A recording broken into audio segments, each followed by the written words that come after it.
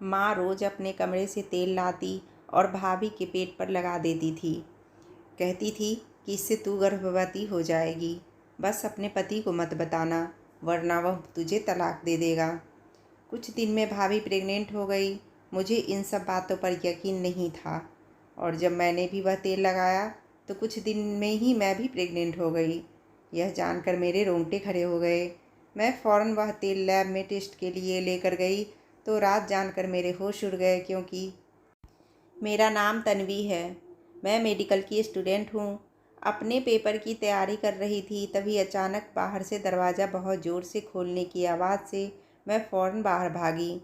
मैं जैसे ही दरवाजे तक पहुँची, मैंने देखा कि भाभी रोते हुए अंदर आई और भागते भागते अपने कमरे में जाकर बंद हो गई। उनके पीछे मम्मी भी अंदर आई। मैंने मम्मी से भाभी के रोने की वजह पूछी तो वह मुझसे कहने लगी कि वह नाटक कर रही है, तुम उस पर ध्यान ना देकर अपने एग्ज़ाम पर ध्यान दो। मम्मी की बात सुनकर मैं बहुत हैरान हुई कि भाभी तो बहुत अच्छी है, उन्होंने कभी भी किसी तरह का कोई नाटक नहीं किया था, तो फिर मम्मी ऐसा क्यों कह रही है। मैं ये सोच सोचकर बहुत परेशान हो रही थी। फिर अपने कमरे में आ गई। आज पूरे दिन भाभी कमरे से बाहर नहीं निकली थी।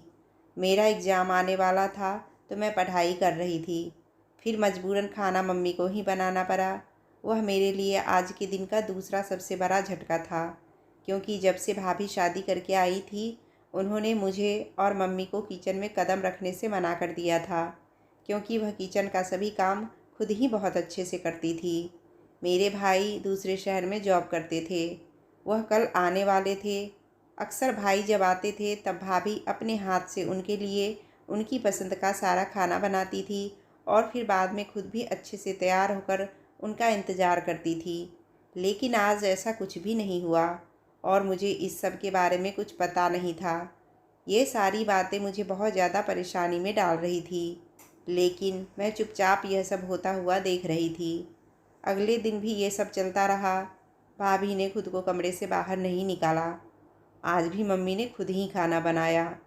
रात को जब भाई घर आए और उन्होंने भाभी को बाहर में नहीं देखा तो वह मम्मी से उनकी ना होने की वजह पूछने लगे, तो मम्मी ने हड़बड़ाकर बहाना बना दिया कि उसकी तबीयत ठीक नहीं है। मैंने हैरान होकर मम्मी को देखा तो मम्मी ने मुझे चुप रहने का इशारा किया। मैं भी खामोश हो गई कि चलो, भाई जब कमरे में जाएंगे तो भाभी से बात करने के बाद सच वैसे भी सामने आ ही जाएगा। भाई जब भाभी के कमरे में जाने लगे तो कमरे का दरवाज़ा अंदर से बंद था, तो भाई को घबराहट होने लगी। वह जल्दी से दूसरी चाबी लेकर आए और दरवाज़ा खोलने लगे। दरवाज़ा खोलकर भैया जैसे ही रूम में गए तो उन्होंने देखा कि भाभी सो रही हैं। भाई ने जल्दी से दरवाज़ा अंदर से लॉक किया और उनके पास चले गए। मैं पानी देने मम्मी के कमरे में गई तो मैंने देखा कि भाई बहुत गुस्से में मम्मी के कमरे में आए। मुझे देखकर कहने लगे, तुम अपने कमरे में जाओ, मुझे मम्मी से अकेले में कुछ बात करनी है। मैं भैया की बात सुनते ही मम्मी के कमरे से बाहर चली गई। लेकिन मुझे कल से भाभी के रोने की वजह जाननी थी, इसलिए मैं दरवाजे के पीछे छुपकर उनकी बातें सुनने लगी, जिसको सुनने से मुझे अपने कानों पर शक होने लगा कि शायद मैंने कुछ गलत तो नहीं सुन लिया, कि भला मम्मी ऐसा कैसे कर सकती हैं। भैया बहुत ज़्यादा गुस्से से मम्मी से कह रहे थे कि मम्मी, आपको भगवान का वास्ता, आप मेरी पत्नी की जान छोड़ दो, वह बहुत सीधी सादी है, आप उससे ऐसा काम नहीं करवाइए। जब भगवान को हमें संतान देनी होगी तो वो खुद ही दे देंगे। इसलिए आपसे कह रहा हूँ कि आज के बाद अगर आप मेरी पत्नी को किसी 2 टके की बाबा या किसी गली मोहल्ले के पंडित के पास लेकर गई तो याद रखिएगा, मैं अपनी पत्नी को अपने साथ लेकर शहर चला जाऊँगा और यह घर छोड़ दूँगा। भाई के घर छोड़ने की बात पर मम्मी फ़ौरन रोने लगी और कहने लगी कि बेटा, यह सब मैं तुम्हारे लिए ही तो कर रही हूँ, तुम्हारी संतान का मुंह देखने के लिए ही तो यह जतन कर रही हूँ। लेकिन बेटा, अगर तुझे नहीं पसंद है तो मैं बहू को लेकर नहीं जाऊँगी। लेकिन बेटा देख, मैं तेरे आगे हाथ जोड़ती हूँ, तुम यह घर छोड़कर मत जाना। मैं कैसे रहूँगी तुम लोगों के बिना। मम्मी की बात सुनकर भैया अपने कमरे में चले गए। भैया के जाते ही मैं दरवाजे के पीछे से निकलकर अपने रूम में आ गई। कमरे में आते ही मैं अपने कमरे के चक्कर काटने लगी। मेरे दिमाग में एक ही बात चल रही थी कि आखिर मम्मी भाभी के साथ क्या कर रही हैं। मम्मी भाभी को किस पंडित बाबा के पास लेकर गई थी? क्यों भाई बार बार एक ही बात किए जा रहे थे कि मम्मी मेरी पत्नी बहुत पवित्र औरत है, वह यह सब नहीं कर सकती है, उसे यह सब अच्छा नहीं लगता है। कुछ तो गड़बड़ ज़रूर है, दाल में कुछ काला है। तभी मेरे दिमाग में एकदम से आया कि कहीं मम्मी भाभी से कुछ गलत काम तो नहीं करवा रही हैं। यह सोचते ही मैंने अपनी सोच को ना में बदला। ऐसा नहीं हो सकता है, भला मम्मी भाभी के साथ ऐसा क्यों करेंगी? वह अपने ही बेटे का घर क्यों बर्बाद करेंगी? लेकिन अगर ऐसा कुछ नहीं है तो भैया बार बार मम्मी से ऐसा क्यों कह रहे थे कि मेरी पत्नी बहुत पवित्र और सीधी हैं? कुछ तो गड़बड़ ज़रूर है। मैं इन्हीं सोचों में बहुत देर तक उलझती रही। आखिर में मैं इन सब सोचों से तंग आ चुकी थी, इसलिए पढ़ने बैठ गई। कुछ दिन बाद भैया की छुट्टी खत्म हो गई और वह अपने काम पर वापस चले गए। दिन यूं ही गुजरने लगे। अब सब पहले जैसा होने लगा। भैया के मना करने के बाद मम्मी भाभी को किसी भी पंडित और बाबा के पास लेकर नहीं गई थी, इसलिए भाभी अब बहुत खुश रहने लगी थी। अब वह हर काम पहले की तरह करने लगी थी। मेरे साथ भी बहुत ज़्यादा समय बिताती थी। लेकिन मैं जब भी उनके उस बात के बारे में पूछती जिस दिन वह रोते हुए घर आई थी, तो वह घबराकर बात बदल देती और एकदम से मेरे पास से उठकर चली जाती। मुझे उनके इस व्यवहार से बहुत हैरत होती कि आखिर भाभी इस तरह घबरा क्यों रही हैं, मुझे कुछ क्यों नहीं बता रही हैं। दूसरी तरफ मम्मी का व्यवहार भी मुझे कुछ हैरत और परेशानी में डाल रहा था। वह अक्सर भाभी के कमरे में जाकर उनसे पता नहीं क्या क्या कहती रहती थी, लेकिन जैसे ही मैं उनके कमरे में जाती तो मम्मी और भाभी दोनों ही घबरा जाती। बल्कि मम्मी तो मुझे बहुत गुस्से में बातें भी सुना देती और कभी कभी तो कमरे से निकल जाने को भी कह देती थी। मैं बहुत ज़्यादा परेशानी में थी कि आखिर ऐसा क्या चल रहा है, मम्मी और भाभी ऐसा क्यों कर रही हैं, जैसे कि वह कोई राज छुपा रही हों।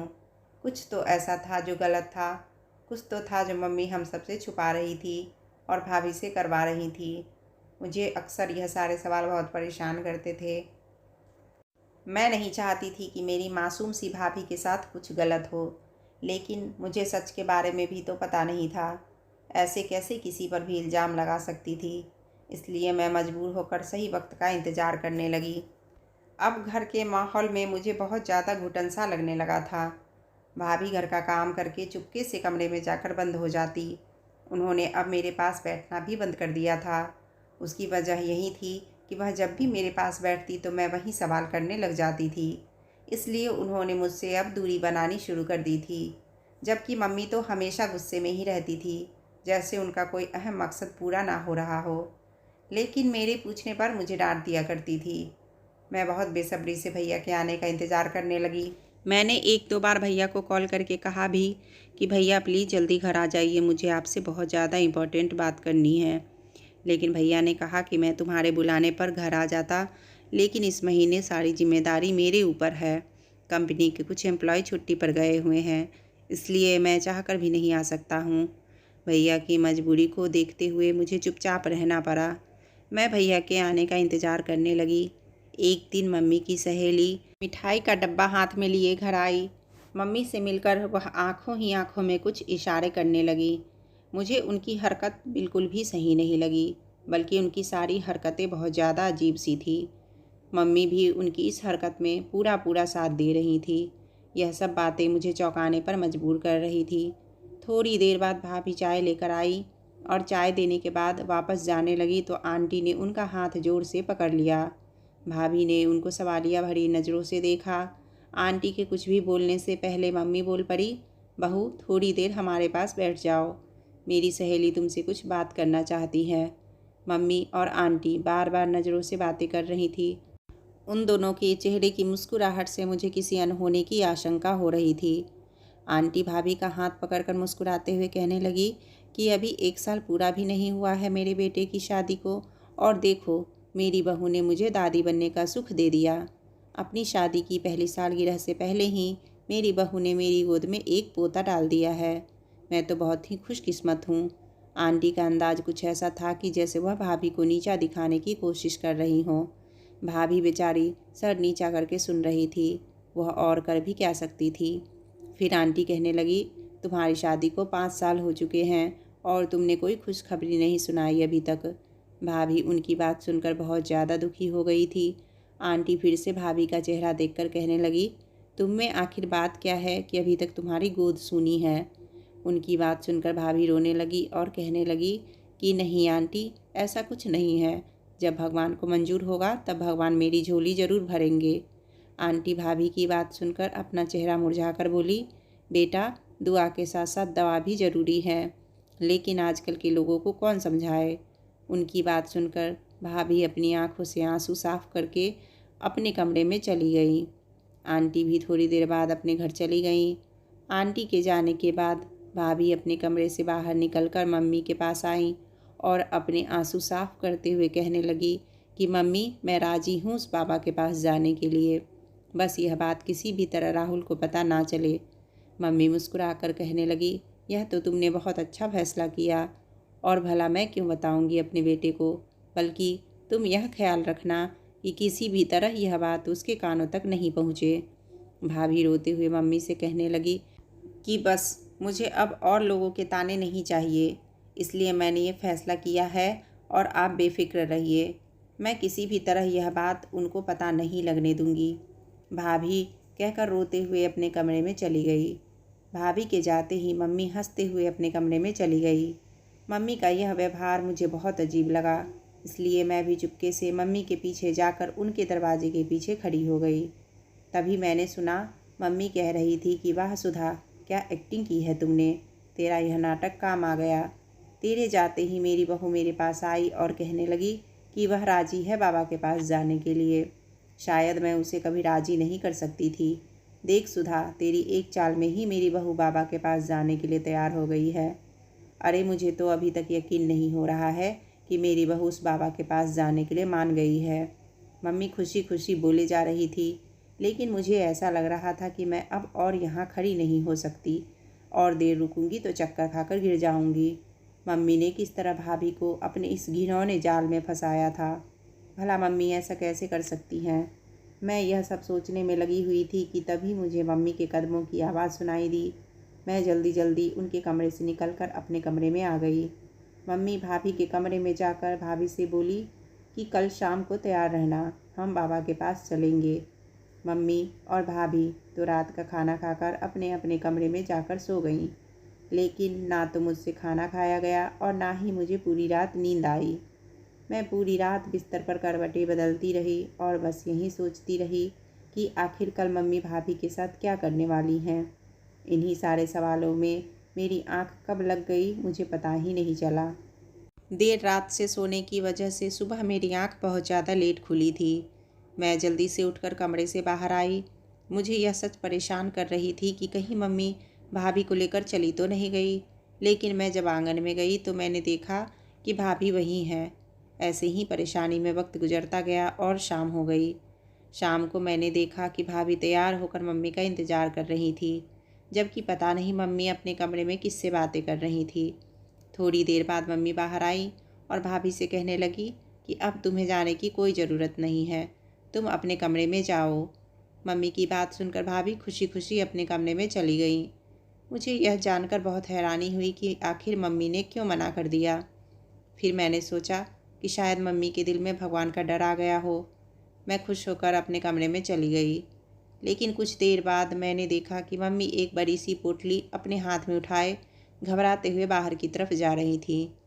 मैंने मम्मी से पूछा कि आप इस तरह कहाँ जा रही हो, तो मम्मी गुस्से से बोली कि मैं तुम्हें आकर जवाब दूंगी, अभी चुपचाप अपने कमरे में जाओ, मैं थोड़ी देर में आ जाऊंगी। मैं मम्मी का व्यवहार देखकर बहुत हैरान हुई। कुछ देर बाद मम्मी बाहर से आके चुपके से भाभी के कमरे में चली गई। उनके पीछे मैं भी भाभी के कमरे में चली गई। मम्मी ने अपने दुपट्टे से एक तेल की शीशी निकालकर भाभी को देने लगी। कहने लगी, बाबा ने यह तेल दिया है, और वह कह रहे थे कि उन्होंने बाँझ औरतों के लिए तैयार किया है। ना जाने कौन कौन सी जड़ी बूटियों से बनाया है यह तेल बाबा ने।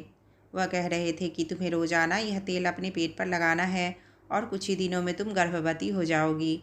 और सबसे अहम बात कि बाबा जी इस तेल पर मंत्र पढ़ कर दिए हैं। वह कह रहे थे कि अगर किसी का पति नामर्द हो तो भी उसकी पत्नी तेल लगाने से गर्भवती हो जाएगी। भाभी ने तो मम्मी की बातों पर यकीन करके वह तेल लगा लिया, लेकिन मुझे मम्मी के उस बाबा के किसी भी बात पर यकीन नहीं था और ना ही उस जड़ी बूटियों वाले तेल पर यकीन था। आखिर मैं मेडिकल की स्टूडेंट थी, इसलिए मुझे बहुत अच्छी तरह से पता था कि अभी तक ऐसा कोई भी तेल साइंस ने नहीं बनाया है। यह सरासर झूठ है। ऐसा कैसे हो सकता है? मैं यह सब सोच ही रही थी कि तभी भैया की ज़ोरदार नमस्ते की आवाज़ से मैं होश में आई और खुशी से उनके गले में झूल गई। भैया मुझसे पूछने लगे कि तुम क्या बात करना चाहती थी। मैंने बहाना बनाकर उन्हें टाल दिया कि बस मुझे आपसे मिलने का दिल कर रहा था, इसलिए मैंने यह सब कहा था। भैया के आने से घर का माहौल अब अच्छा हो गया था। मम्मी भाई से छुपाकर वह तेल रोज़ रात को भाभी को लगा रही थी और भाभी भी चुपचाप से वह तेल लगाने दे रही थी, क्योंकि वह भी माँ बनना चाहती थी। एक दिन भाभी खुशी खुशी मम्मी के पास आई और कहने लगी कि मुबारक हो मम्मी, आप दादी बनने वाली हो। मम्मी खुशी से भाभी को गले लगाकर उनके कान में धीरे से बोली कि देखा बाबा जी के तेल का करिश्मा। लेकिन मेरे लिए यह यकीन करना बहुत ज़्यादा मुश्किल था। भला ऐसे कैसे हो सकता है?